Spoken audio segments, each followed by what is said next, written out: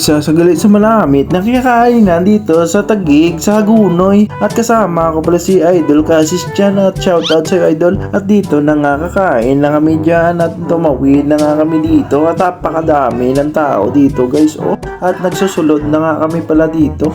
At ang pangalan pala ng kainan na to ay Hamid Pastil po guys dito sa Hagunoy. At hindi na nga kami nagdalawang isip na mag-order dyan at ito na nga nag-order na tayo ng chicken wings with rice na guys. 95 lang pala, napakamura at napakasarap talaga at sulit. Napakadaming tao dito guys. At itong kainan na pala to ay pastilan at kainan ng mga Muslim. At hindi lang tayo Muslim ang kumakain dito. Napakadami pa at ito sa isang pinagmamalaki ng mga Muslim natin mga kapatid.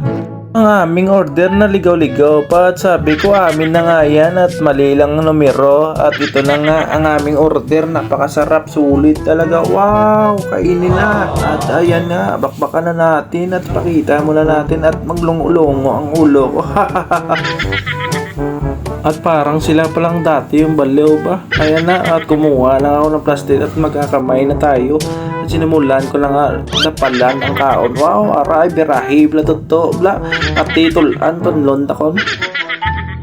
So ano pang inaantay nyo? Pumunta na kayo dito at makbakbakan na at babalik talaga ako dito kasi sulit talaga at napakasarap ang mga idol at napakamura.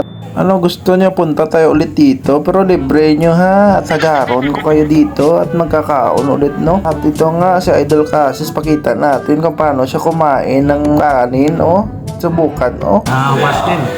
Ibirahin mo na, huwag ka na magsalita bla Papakita natin yung mukha natin nga laway bla at birahan naman kaon kag dapal-dapal sige ilaon na ka mo hindi ka mo makaon dito ibala mo daw hindi kayo makakatilaw dito Ganito nangyayari sa akin pag nakakain na masarap galong-ulongo kagaturong nga mata gawakal-wakal kung anong ginawakal ko dira ambot lang kung ano na lang at diri na lang pala ang ating video guys. Maraming salamat at nagtalang-talang pa si ate. Ingat po tayo lagi at kung mga gustong kumain dito kain na kayo, ingat po.